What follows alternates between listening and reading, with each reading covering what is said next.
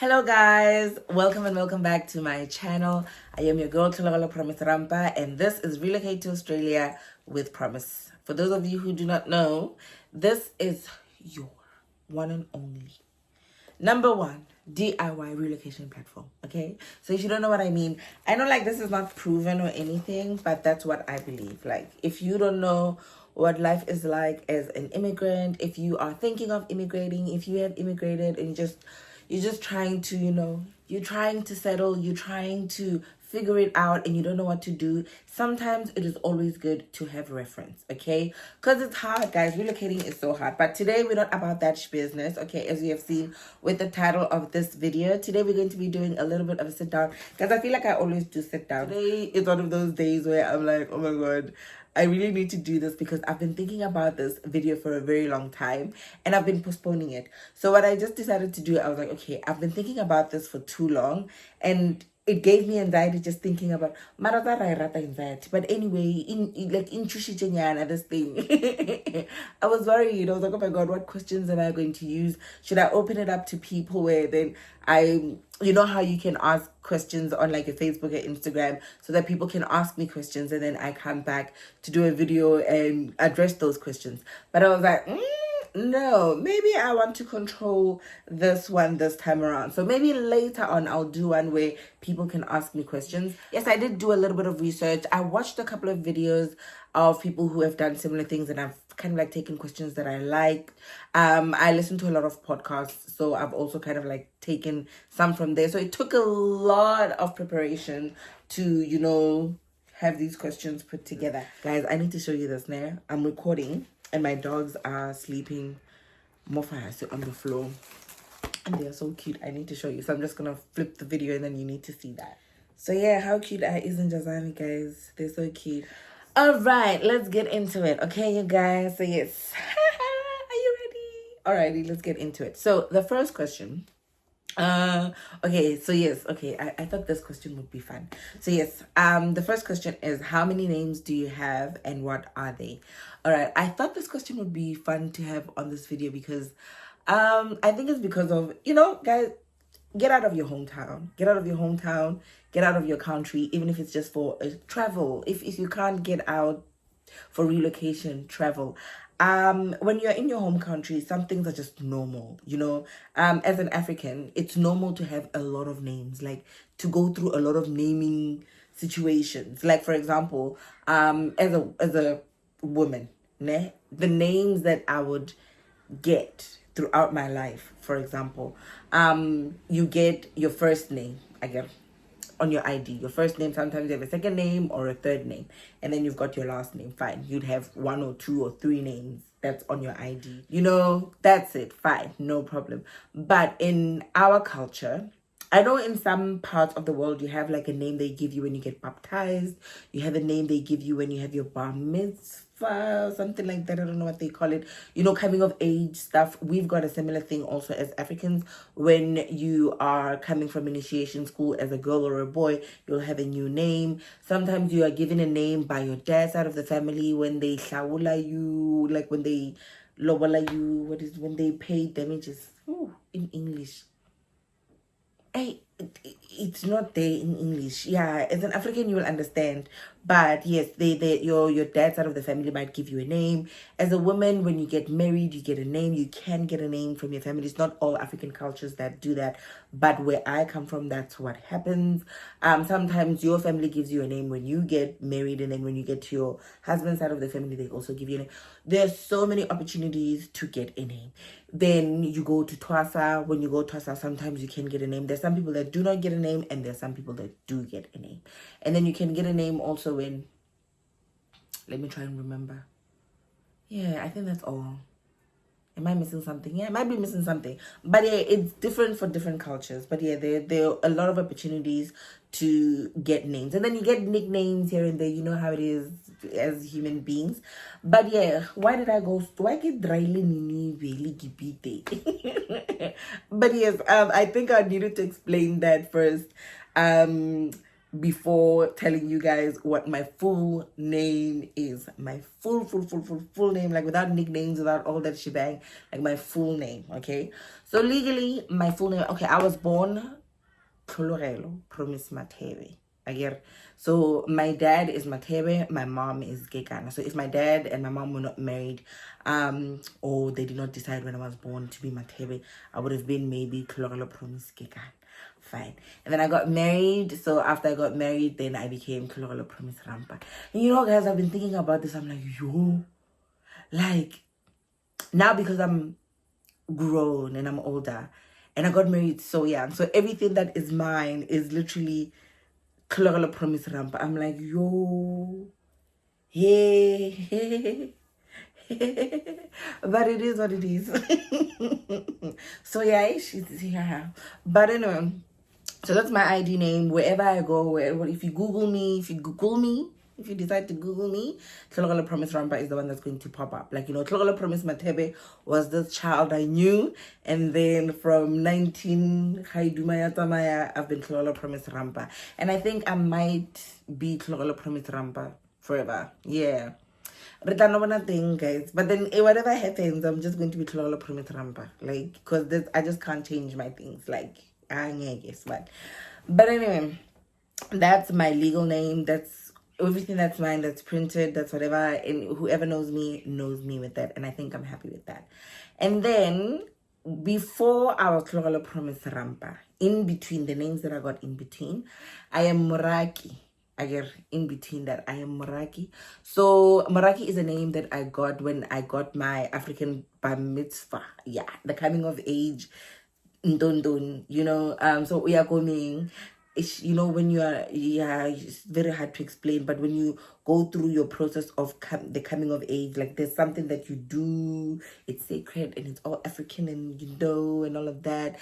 And then when you come out, they give you your name. No, during the process, they give you your name, and then that becomes your name, you know. So when you come out there and you're doing your sereto, it's not poetry, ne? I don't know. But yeah,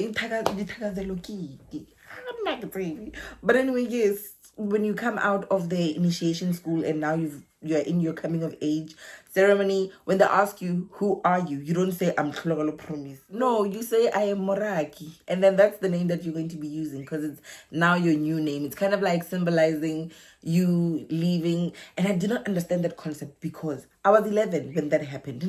Like Marang's age at the moment. And then I'm being told that I'm now a woman. And I'm like, how am I a woman at 11? Like, it didn't make sense.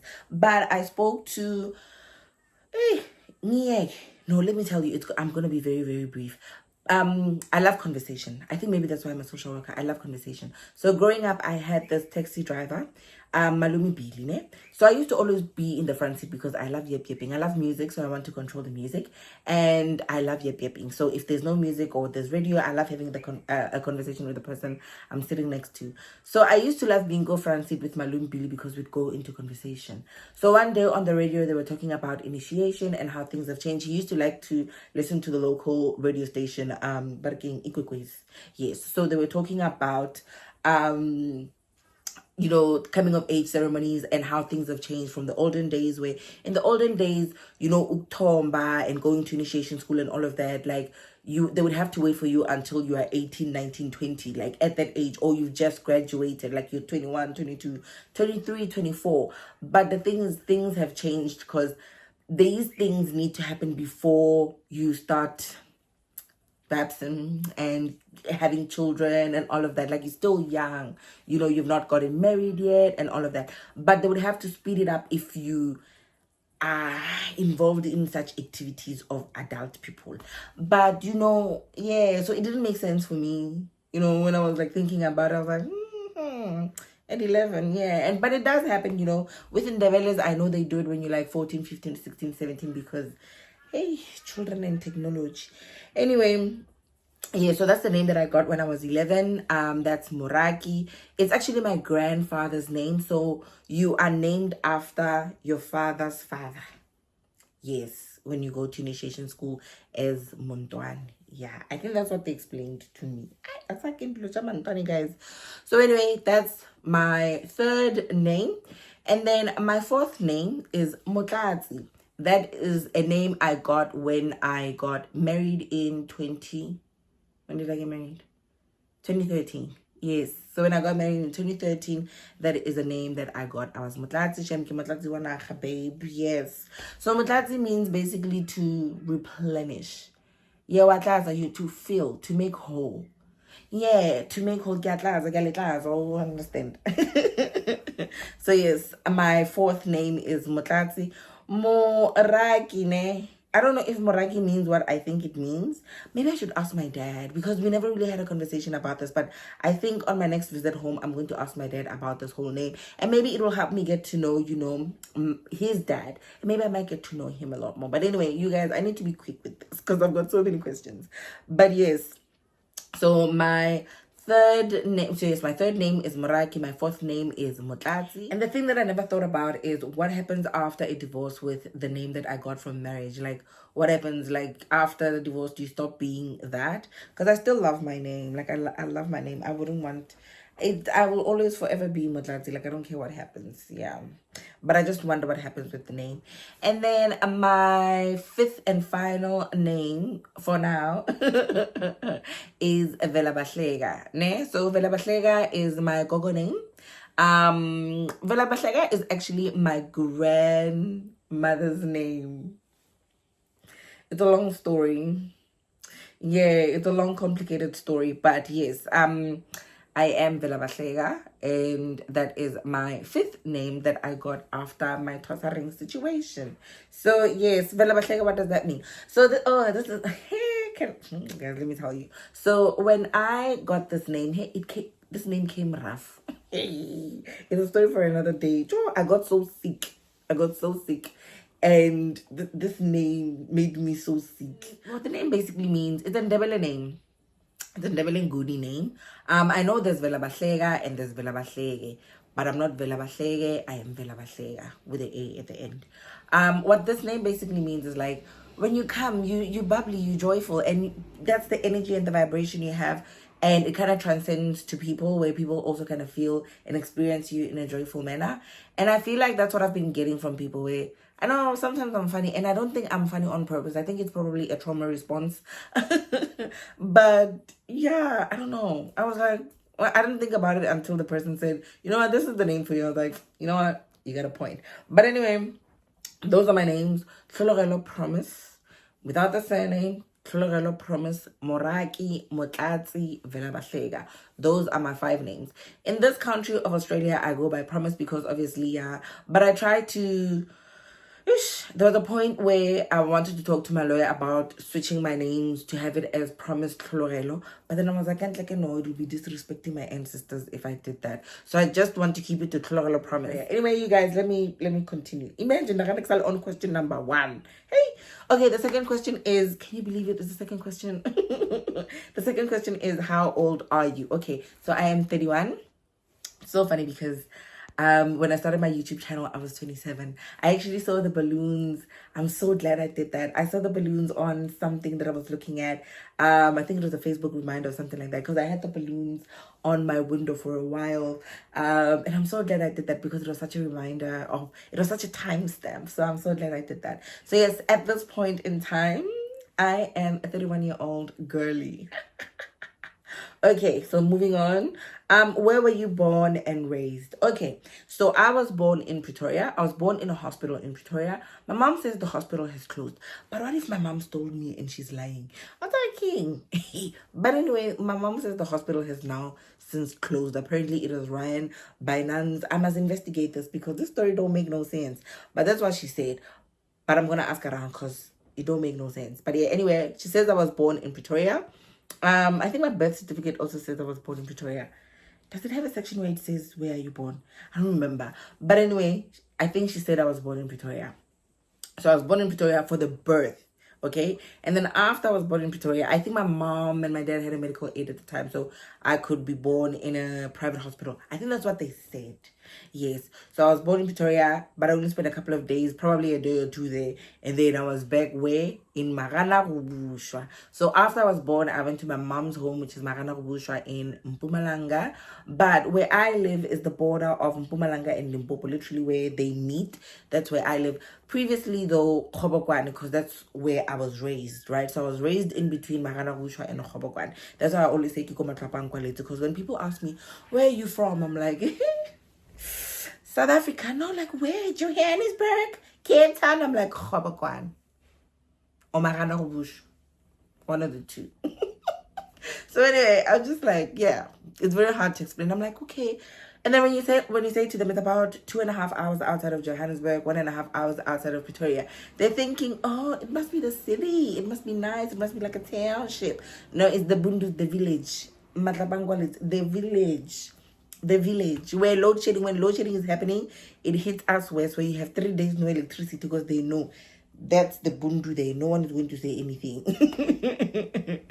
So yes, anyway, that's where I was born. So I was born in Pretoria, raised between Marana Rubusha and Khobokwane. Khobokwane is currently in Limpopo. It was previously in Mpumalanga, and then some political activities occurred, and then parts of that was sold off to the Limpopo side of things because I think they wanted to make the province bigger so that there's a bigger budget. It's a whole rumor, but yeah, apparently, yes. But then Khobokwane then became Limpopo. But previously, when I was born, Khobokwane was still under Mpumalanga. And then later on along the way, I think I was probably 12, 13, it then, Limpopo then took it over. So now it's Limpopo. That's what I'm saying. Where I live, it's the border. Even before that, it was still like kind of the border, but it was kind of a bit of a distance before you could get to the border.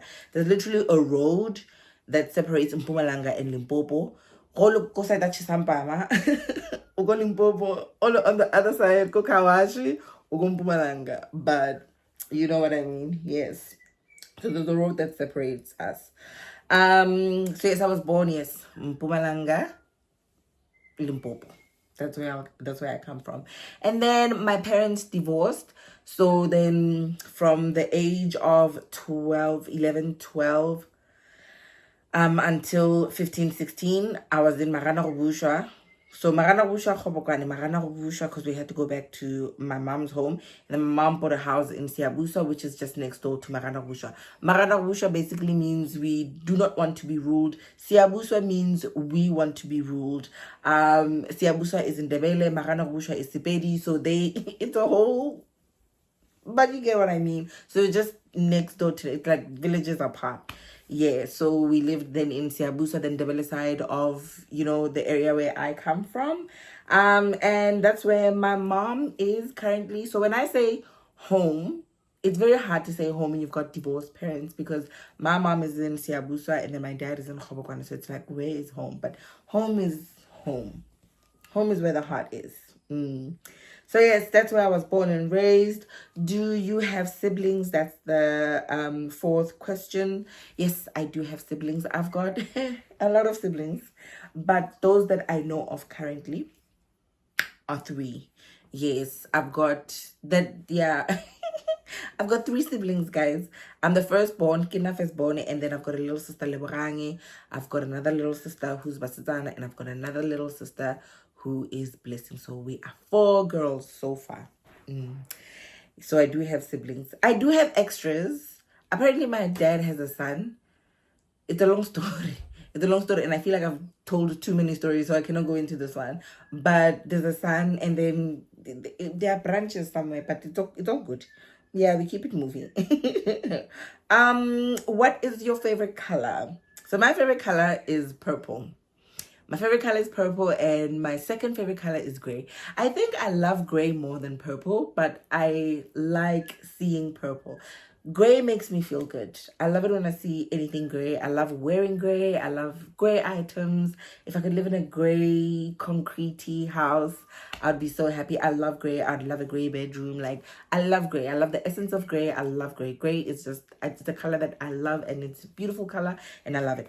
But I think growing up, pink would have been my favorite color. I think pink is my favorite color because I think gender roles, boys blue, girls pink.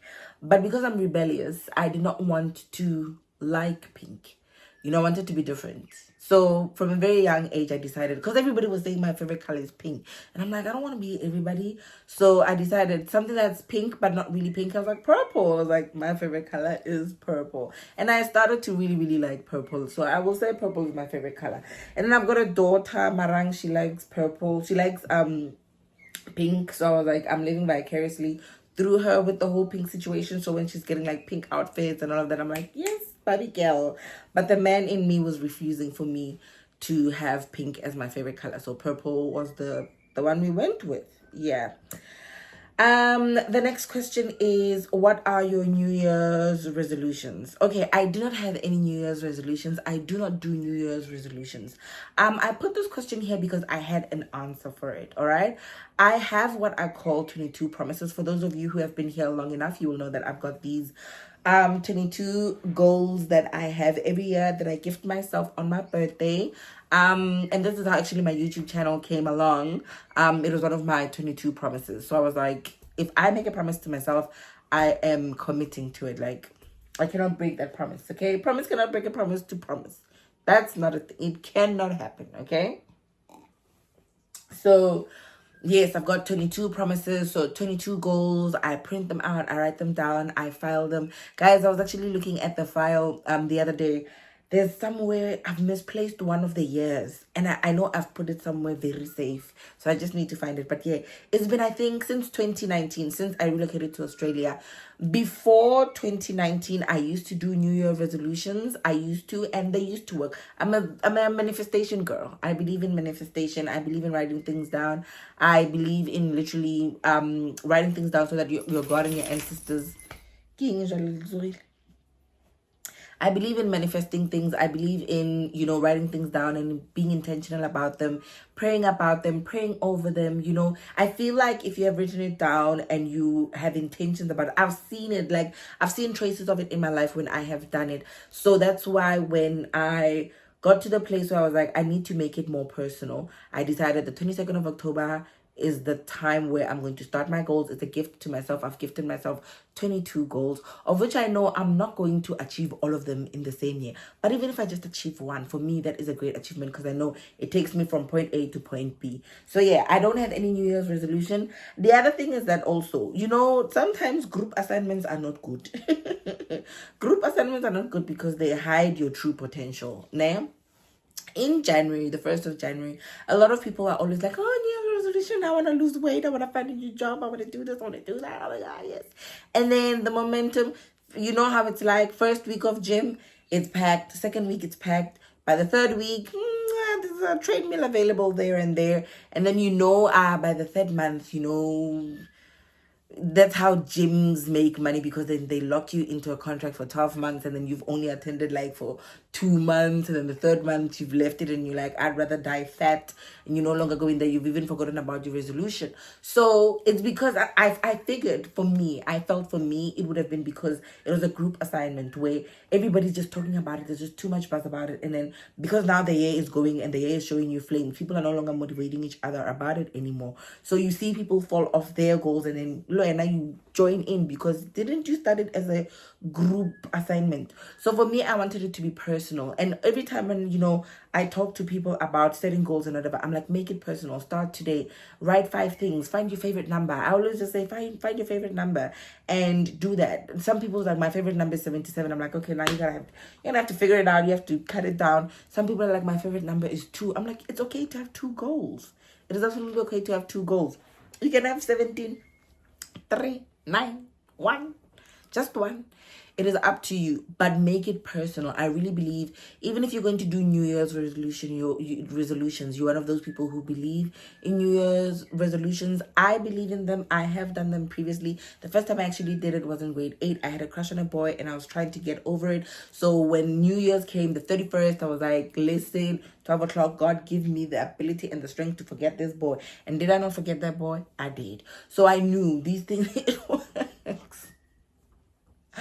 It worked. And then from then on, I was like, yeah. So I would always be a goal-oriented girl. That's what I used to do. But I became really, really, really serious about them when I came to Australia in 2019. because it really, really helped me with my mental health and just keeping focused. Yeah, keeping focused, you know, remembering why you came to the country. So yeah, that's why I felt it was important to have this question on my list, because I had an answer for it. Okay, now moving on to the following question. What is your dream car? Okay, so where do I start? First of all, my dream car is a car I do not own.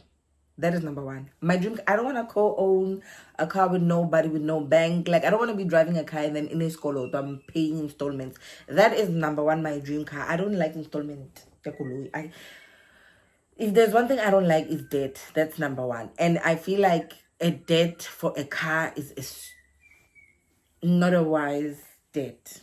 For me, that's me personally. I feel like if you cannot afford to buy certain things cash, then you cannot afford it, leave it. Pumagizo, pumagizo. So every opportunity that I've ever had to buy a car cash, that is exactly what I have done. Because I've got different money goals. I was about to say better money goals, and I was like, just because some people have different goals, it don't mean that they ain't better. So I'm trying to be a good person. So yes, I had different money goals. So for me, a car is not, I got this call man. I don't like that. Like, I like sleeping. So even when I'm parking the car in the garage, I know if somebody is to take it, I'm not going to be fighting with no bank. I'll just save up again and I'll buy another one. You know, it's that kind of a thing. But my advice, you guys, for me and anyone else that is willing to listen to the advice, if you can, the loans that you need to get are things like home loans and business loans. Anything outside of that, you can get personal loans for something that's going to, you know, enrich you, enhance your life. You know, personal loan, a student loan, you know, those kind of things. I feel like those are loans that, you know, they will teach you something. They bring something into your life. Stop it. Yes, like, you need to get loans, good loans. There's good debt and there's bad debt. And I really, really do believe and feel that, you know, things like clothing accounts, that's bad debt, honestly. Just go to a secondhand shop, buy clothes. As long as you're not walking around naked, that's it. Don't stress yourself trying to get, like, things like going into debt to buy furniture. Those things I don't understand. I'm like, there's always another option. There's always another option. You don't really have to go into debt, because you are digging a hole to try and get yourself out of a hole. You're digging yourself deeper. Guys. So number one, for me, my dream car is a car that I will not owe the bank. I will not co-own with anyone. It is a car in my name that has my name, and it is mine. And guess what? I bought it cash because I can afford it. That is my dream car. That's number one. Number two, it has to be a Porsche. I think my dream car is a Porsche. If I can see myself behind that Porsche steering wheel, ciao. And I don't care what Porsche it is, but it has to be big. Is it the Cayenne? Cayenne? Yeah, I'll know the day I go by it. Cash. Briefcase. Suitcase. Cash. But yes, how can we help you get it? I want that more. They think I'm joking. I'm like, the briefcase of the money, and it shines, and I'm like, then they come running to me with champagne and flowers. In my head, that's how it happens. But yeah, anyway, that's question number 7. Question number 8. What is your most favorite thing to do? Okay, my most favorite thing to do. Okay, I've got a lot of different many things that I like to do. Me, as Kaloralo promised Rampa, but my most favorite thing to do is gardening. I like being in my garden. I love doing my garden. It's a big chore. It's a big chore. It's a lot of work, but it makes me feel so good. So I really love my garden. I'm trying out new stuff with it. I'm exploring new stuff. Hey, it's a hobby that requires money. So hope like donations. So please give me donations for my gardening. But yeah, and I try to not kill my plants, but sometimes, but they have to die sometimes. You know, it's like life. So I just accept it. Like, when they die, I'm like, not the best time, friend. And then I start over. So yeah. Alrighty. Tea, beer, or coffee? Tea and beer. I love tea. I love tea on a regular. And then when it's Madlozi time, it has to be Black Label. It has to be Black Label. Okay. Number 10, what are you currently listening to? Ooh, I'm currently listening to Chris Brown because I need to rehearse for his concert. That's what I'm currently listening to. But I listen to a whole lot of different things. I always listen to Maverick City in the morning. It's my go-to all the time. I've gone back to listening to, I think I discovered the song last year, but it's DJ Zinhle and not Sindo. Oh God, I forgot the name of the song, but it's a very good song. It's gonna ging. I'll put it up here. But yeah, that's the song I'm listening to. I listened to it last year, and again, it's so relevant. I'm listening to it right now. I think in Toba Mangwe, but you know when it's rough, I listen to that one. What are you reading at the moment? Okay, it's so hot. What am I reading at the moment? I'm reading Trevor Noah. Where is it? Oh, it's in my bag. I'm reading Trevor Noah, Born a Crime. So now I'm trying to get through it. It's been a month and it's been so hard because, this month has been so rough. But it was my October read, but now it's end of November. I must stop making excuses. I must finish the book. I cannot take this book into December. I need to finish it. It's a good book. It's a great book. But I've just been so busy and then I could not finish it. But yes, I went to his show recently, now in November. The reason why I did it as my October read, it was because I thought I was going to read it in October, right in time for his show in November here in Australia. But then anyway, I read halfway and I was like, yeah, sure thing. But it was a good thing to do. I felt it was a good thing to read it. When I then saw him, I was like, I know you, boo. Me and you have been doing this, Yeah, so that's what I'm currently reading. I cannot wait to finish the book so that I can move on to my other books. Music or a podcast? Both. I can't choose one. Both. Music is for everyday life. Music is life. Music is conversation. Music is communication. Music is love. Music is sharing. Music is pain. Music is life. Music is everything. I cannot trade music for podcasts. No. I think number one is music. I love music. I was raised in music. My dad loved music. I love music. I'm teaching my children music. I love interacting with music. I love music. And I think music is music. Music is music, and it travels, and music is just, music was the greatest invention in this world. Yeah. So music, that's number one. I listen to a lot of podcasts. But yeah, I thought I was going to choose both. I think I'm choosing music. So I'll stop being indecisive. I'm choosing music. I choose music, but I love podcasts too. Yeah. Especially when I'm traveling, I love podcasts more than music because it makes the journey a lot shorter. And I love listening to podcasts in between, like when I'm doing something that I feel like is going to traumatize me. Best advice you've ever received or heard? Okay. The best advice I've not received it, but I think that's where podcasting. That's why it's important to listen to podcasts and interviews and all of that. I think that's one of the places where I get the best advice. But my best advisors, they shift around. But currently, the best advice I've heard, I've not received it because it was not directed towards me, but it was a conversation that India Ari was having with Oprah. I think they had 2 or 3 interviews together, but this was one of the Soul Sundays. Is it? I'm trying to think which one was this one. Yeah, I think it was one of those. India Ari was saying, I think Oprah had asked her about what was the best advice she's heard or received or something like that. But anyway, I'm trying to get to it. The best advice, and it comes from India Ari in her response to Oprah. She said, when she heard or she knew or she was told, you can say no and it stops right there and there. You can say no to anything and everything and anything and everything and it stops. Like, you have the power to say no. And I was like, yeah, just, and you know it. Some things you know them, but I knew it, but I needed it at that point in time. And I heard it at a time where I was really needing to make a decision about my life, like a very life-changing decision. And I was in between and I was going through a lot. And I was like, oh my God. And it's so hard because sometimes you don't know who to go to for advice. Because sometimes you ask people and people are like, yo, when I try to get and do what makes you happy. And then it's like, okay.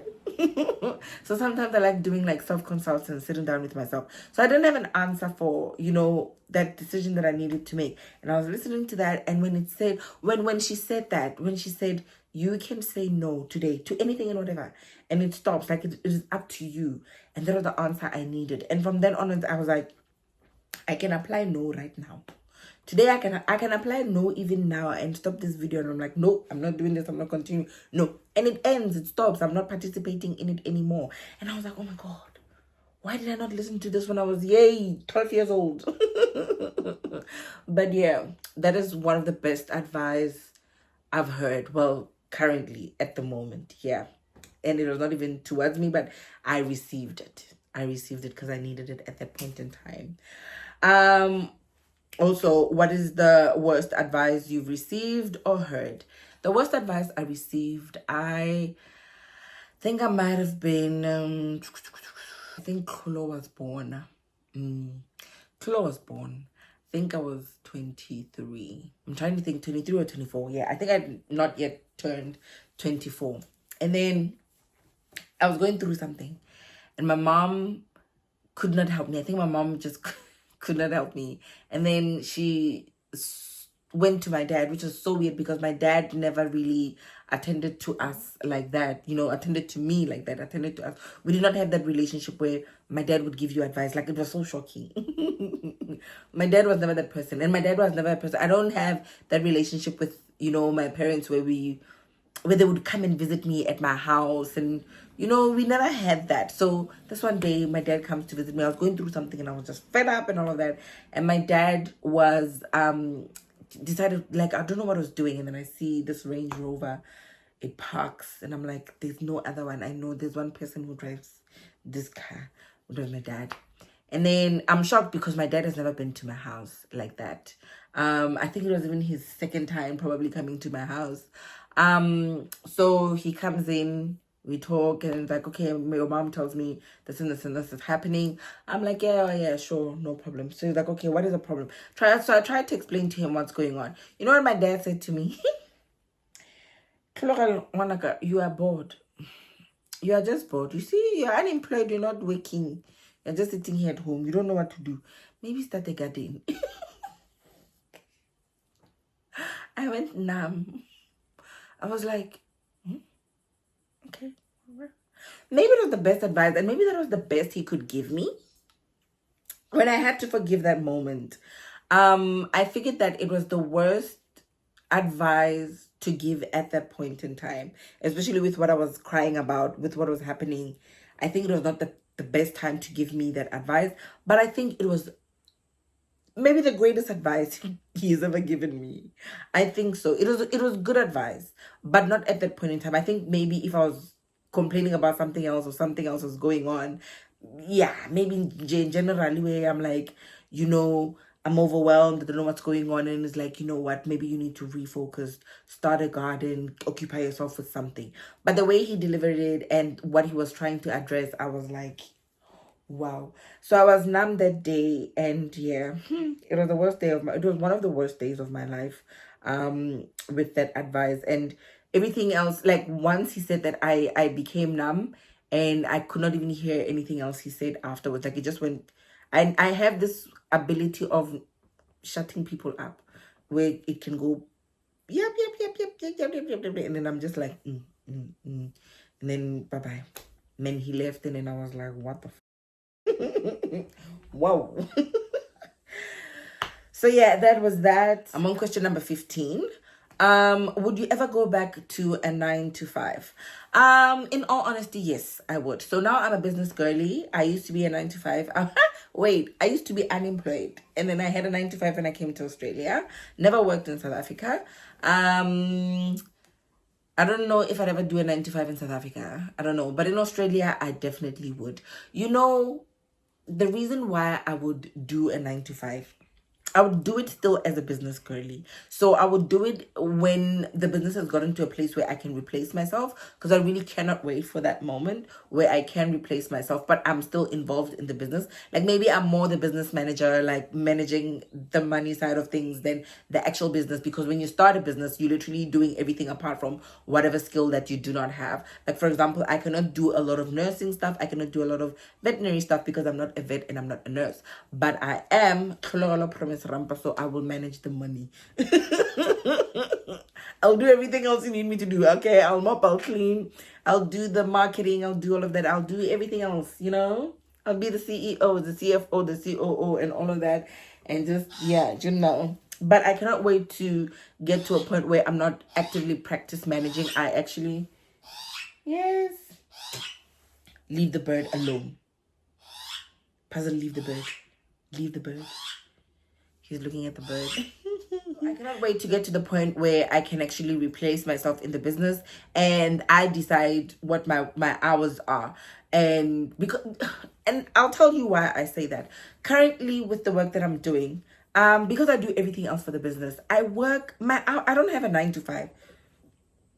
And I think a lot of people who are in business and are entrepreneurs and all of that, they understand this. You don't clock off. Like when you're employed, your work starts at 8 and then 5:30 when you go home, it's done. For me, I can start working at 4 a.m., 3 a.m., whatever time. And then I'm like trying to push whatever that I'm trying to push because I've got many other things that I do at the clinic where if there's no receptionist that day, I have to do reception, if you know, all those kind of things. So until I get to that point where I'm able to fully replace myself, I don't think I'll be able to go back into a 9 to 5. But I think I would want to get a job like, and the reason why I want to do that, I think I want to experience other industries. And I'm in a country where Australia allows you to explore other things. Like it allows you to explore other things and see what is it that you like. I've met people who are like, I've worked in a bakery, I've worked in a bottle store, I've worked in a morgue, I've worked as an IT specialist, I've been a soldier, I'm like, wait. In you are 25. How have you? It's because they start working at the age of 14. So you figure it out. Like, you know, unlike us where I come from, you know, in South Africa where I come from, you have to go from grade 1 to grade 12, figure what you need to do in university in those years, go to university for however many years, and whatever that you have studied, you will find that job and you will not leave that job until you retire, because if you leave that job, you might not be able to get another job. It's so hard. But here it is so easy to just hop jobs. Today you are a carer and the money is good too. Like whatever in which you decide to do, usually the money is good. A lot of Australians complain about the pay because sometimes they've got bad money management skills. It's because, you know, they're used to the dollar. This is my assumption.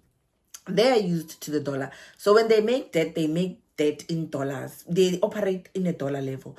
Me, I'm South African. So I always convert the money. So if I'm converting the money and it doesn't make sense, I don't buy it. So in that way, when I get my salary, because I know how to minimize, maybe I'm just cheap. Maybe I must just put it like that. But yeah, I am a cheap person. I'm a cheapskate. But I'm very careful with my money. And I love money. You know, I love making money. I love an income. I love seeing money. I love growing money. So I feel like if I can still do the business and still, because that's what I used to do. Like when I had a 9 to 5, I still had a 9 to 5 and I was still establishing the business because I would sleep at 3 a.m. writing business proposals and doing all of that. So I'm used to doing that, you know. So I was thinking to myself, I'm like, oh, if I can replace myself in the business, then I can maybe, you know, get work somewhere else and then make money. Oh guys, I've been talking so much, I'm even sweating. Get money, make money, maybe like work for just 3 months to get money to travel. Yes. I don't know, but yeah, I would go back to a 9 to 5. I think I would, because the money is good. It depends on what it is that I'm doing in the 9 to 5. Is it social work related? I don't know. It can be anything and anything. I miss social work, yes, but it's so demanding and too stressful for me with the current situation that I have as a business girly. So I don't think I would go back to social working, but I think I'll do something else that has good money and is not as strenuous and as stressful and, you know, brain consuming as social work, because I already have maybe something manual, like maybe work at a Coles or Woolworths or petrol station, something that is going to involve my hands and less brain activity, because I know it's going to be good money at the end of the day. So yes, I would definitely go back to a 9 to 5, but a 9 to 5 primarily, like as 9 to 5 is the only thing that I'm doing. Hell to the no, because multiple streams of income is the way of life, honey boo boo. Life is too expensive. What has been your greatest achievement so far? I wanted to say being a mom. I think I wanted to say being a mom. And yeah, when I wrote this question, I thought my answer was going to be my greatest achievement is being a mom. But I think my greatest achievement is finding myself. I think my greatest achievement is finding myself and knowing myself and being comfortable and okay with myself. That is my greatest achievement. Like being okay with myself. Being okay with myself, like loving myself, finally getting to the point where I'm like, I am choosing you today.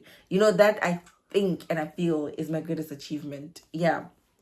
Yeah, I'm thinking about it now. I'm like, I don't think being a mom, like being a mom is easy. Like you just perhaps, you know, it's not easy for everybody. I know there's some people who struggle with that. But universally, generally, typically, it's easy. But in those rare cases and those little cases here and there, it is difficult to do that. That's why there are many options like, you know, IVF, surrogacy, and all that. I respect that. But anyone and anyone can be a mom. Like literally, when God has allowed for you to be a mom, you can be a mom. So I don't think that is my greatest achievement. It is my proudest achievement, and I'm proud to be a mom, and I'm grateful to be a mom. But my greatest achievement, that one is looking at myself in the mirror and being like, I love you. And I feel it and I mean it. And I'm like, I love you and you're enough and it's okay to be you. And who are you? And I was able to define that for myself and be okay with it and love it. And that for me, I'm telling you, is my greatest achievement. Question number 17. What is your best varsity memory? I have a lot. It was very hard for me to choose which one it was, but I think apart from graduating, that's standard, one of my best varsity memories has to be engineering breakfast. Guys, if you don't know engineering breakfast, Vix University engineering breakfast. I hope people are still making videos of it because I think there used to be videos of it, YouTube videos of it. When I was still in university many years ago. Okay, no, between when did I go to Vix? 2012, 13, 14, 15, and 16 when I did my master's. Yes, I didn't attend engineers breakfast, I think, when I was doing my master's because did I not get pregnant? Did I not get pregnant? And I didn't attend it also in second year. That was a jump. That was a jump. Engineers break. And you know, the thing about engineers breakfast is that it happens in the morning. So you get drunk in the morning. And because I'm not an engineer, because I was not in the engineer, it's for engineers, but everybody is invited. It's one of those little things that, you know, the university does to make sure you stay in university longer, pay university fees. It's during exam times, like test time, like, you know, those tests you have before examination. That's when engineers breakfast happens, and it's hot. I think it's around your September, October, November, somewhere there. Like, it's hot and happening. Everybody's like, you know, wearing hot and happening clothing. You know, the winter coats have gone away. Everybody's just feeling themselves. Like, engineers breakfast is that place where you can miss a class or two. Because of it. And trust me, you are going to be attending class drunk at the end of the day because it ends at 12 because it's breakfast, right? You drink in the morning, you start drinking at 2 a.m. So you start drinking at 2 a.m., you drink until 12. So if you don't pass out by 12, then you're going to go to class drunk. Engineer's breakfast has to be the best memory. It was so much fun. My worst varsity memory, I think it was failing my very first social work test. I couldn't believe it. And it's because, like, you know, I don't think you're ever ready for university, but I think sometimes the fail is good for character building. Because from then onwards, I was like, I'll never fail. And I never failed again. From then on, it was the one and only. I was like, it was so painful. I'm not a top achiever, and I don't think I'm like smarties. I know I'm intelligent sometimes, but that test really tested me. It was my very, very first test in university. And you know, you feel some type of way when you come from high school. Like, you have that confidence of like, I made it to university. Nah, top student to get sharp. Feel the Wits with the edge. Test that chow me, it chowed me that test. I saw flames and I thought it was an easy test. I was like, wow, these questions are nice. So I just answered them how I answered them. So when I went, this is the nice thing about being in university. You can actually go to the lecturer and ask, what did I do wrong? So with the feedback, she was like, no, I needed you to go more in depth, like explain, elaborate, give examples. I was like, girl, you don't say. Did I not start writing essays? I was like, when I was writing an exam, I was like, you are going to read. And I think that's why I got my reading and I think that's why I got my writing and talking. I beg you can't be back. This bird is back. So this bird keeps calling its friends. It's like, I'm like, Nonyani. And it's disturbing my dogs. Anyway, Hambil. Question number 19. What do you miss about South Africa? I think I miss the food. I miss the food more than anything. My phone is ringing. Okay, so I just finished with the call. So where was I? What do you miss about South Africa? Yes, what I miss about South Africa, I think like most immigrants, I think we always say food. Like even when I ask everyone else, they're like food. I miss chaman. I miss magwinya. And I can't make magwinya. Like I can't make magwinya. So I miss them. And then like, when the Afrikaners do the street cook sisters, it's not the same. And for me, like, it's not the same. Like, I'm not used to them. Because the South African culture is very diverse. Like, we eat different things across tribes. Sometimes we share meals, like what the common denominator. And I think with also countries like your Zimbabwe and other neighboring countries like your Botswana and all of that, common thing we have is like pap, all those kind of things. But I miss the food. I miss the people. I miss familiar surroundings. I miss Mgruvo sometimes, but it's not all the time. I miss the vibe. Like you see now, it's like December season. It's about to go down. So I miss that a lot. It's family time. I miss that a lot being an immigrant. But yeah, the food. Number one has to be the food. Would you consider relocating to another country? Yes. 100%. Yes. Maybe not forever. Like I feel like I want a third citizenship. Yeah. Currently I've got 2 citizenships. And I'll tell you guys about it in another video. Like it's the things that we'll go into next year. But I got my Australian citizenship. What is it? I got my Australian citizenship this year. And so now I've got dual citizenship, South African and Australian. And I'm just thinking to myself, I'm like, because I've done the process of like getting a citizenship in a different country. I'm like, what if I want to go to Canada? Because in the UK, I think it takes 10 years before you get their citizenship. I'm like, 10 years is too long. Because then it means I'm going to get it like, if I leave maybe next year, like 42. No.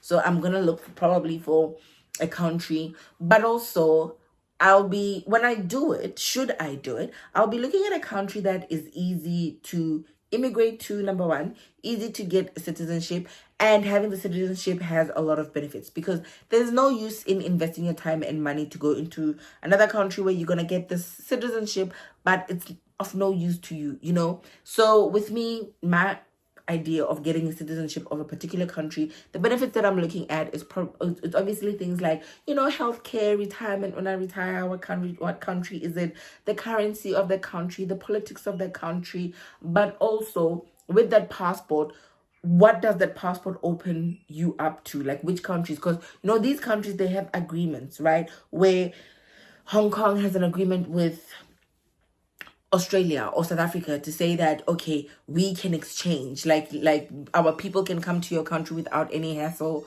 with visas. They don't even have to apply for visas, things like that, so I will be considering things like that should I decide to go to another country.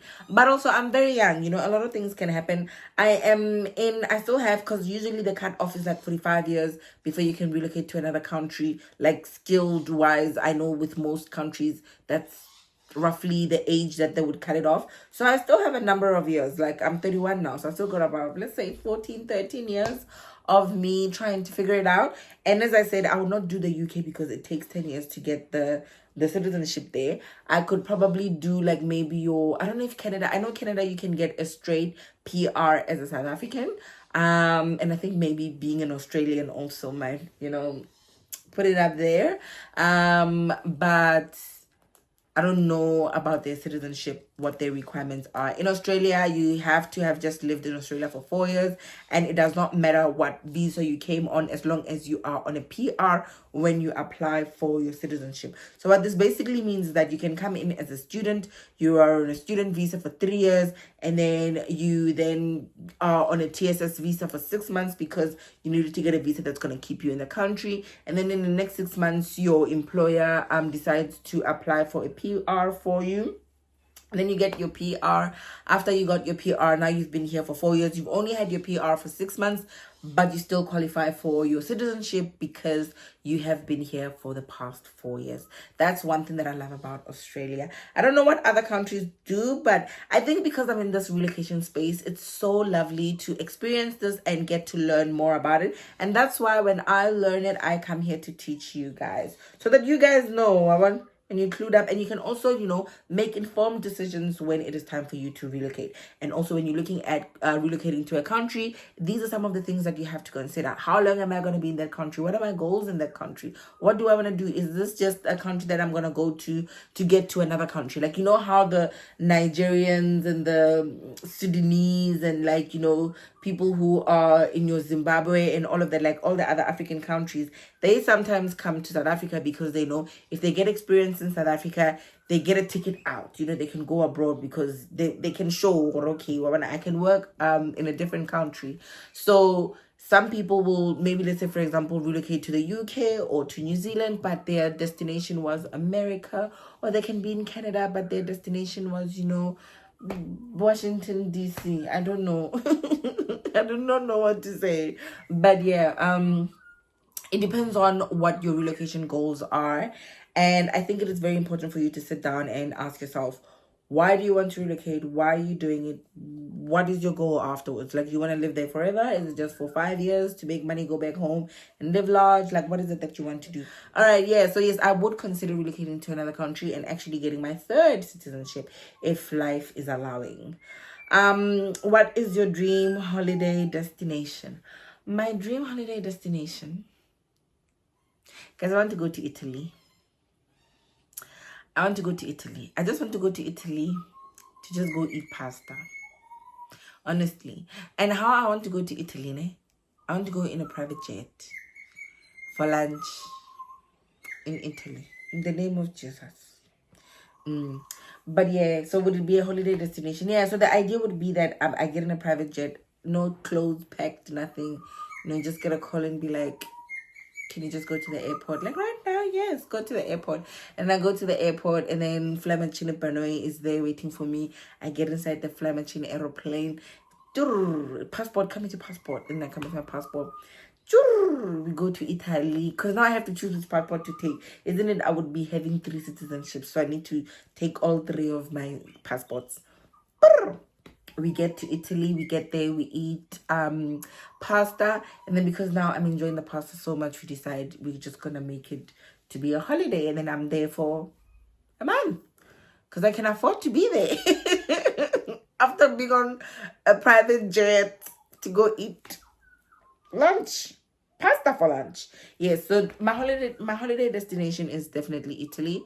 I don't know where the private jet is going to be coming from, but in the name of Jesus. Yes, I want to go to Italy. I want to explore Europe, and I'm so glad you guys I'm in Australia because I've seen a lot of people who work regular jobs travel.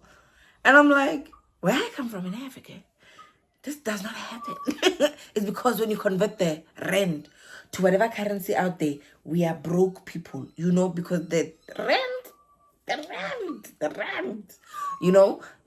but because you get paid in dollars, when you then go to countries like South Africa, your Thailand, working packet, and all the Phuket packet, yeah, those ones, that Vietnam, there's some countries where you can travel to and they've got, a currency, Zimbabwe, Nigeria, some other African countries.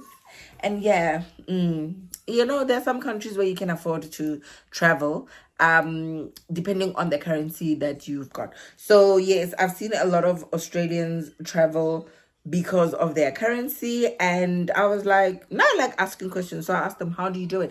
And they just say, have a savings account, and as long as you've got, like, you know, whatever amount, like depending on where you want to go, you can literally just book the trip. And I was like, I'm gonna start listening to your advice.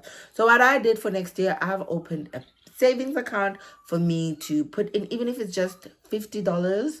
I want to do that because I've not started doing that yet, but I want to do that. But it's so hard. I don't know if I am going to be able to travel next year because I'm going to be going through a very serious life change.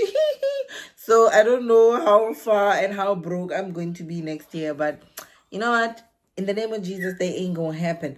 I am going to travel next year because plan. Yeah, God is going to make a plan.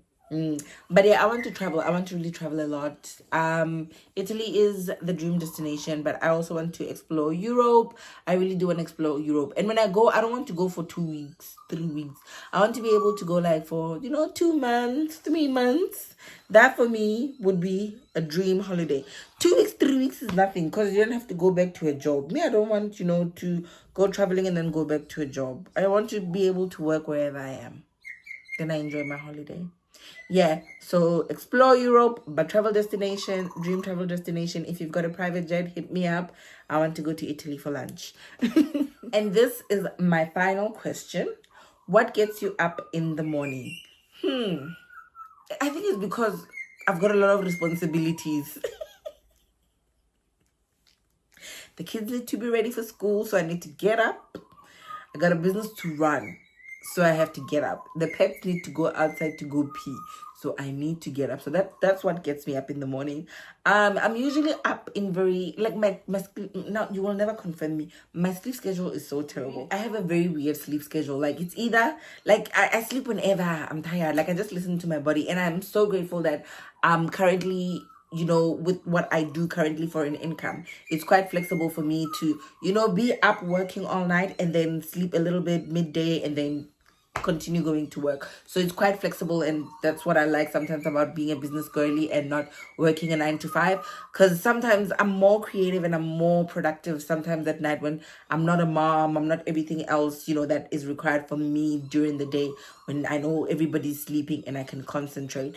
But yeah, so it's either I'm up until 3, sometimes I wake up at 3. So I can wake up at 3 and then continue with my day, or I will continue with my day and then sleep at 3, but I'll still be up like 5, 6, and I can still go to work, and I'll just push. But that night I'm sleeping at 8 o'clock because I'm dead tired. But yeah, what gets me up in the morning, I think number one, it's responsibilities. But when I thought about it, like the question, when I wrote it, when I thought about it, I thought my answer was going to be something along the lines of, what wakes me up is an opportunity to love. And I was like, that is rehearsed, baby.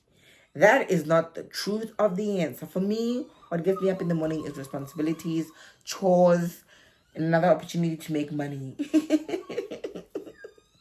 That's what keeps me up in the morning. That is exactly what wakes me up in the morning. This bird is back. This bird is fighting with me.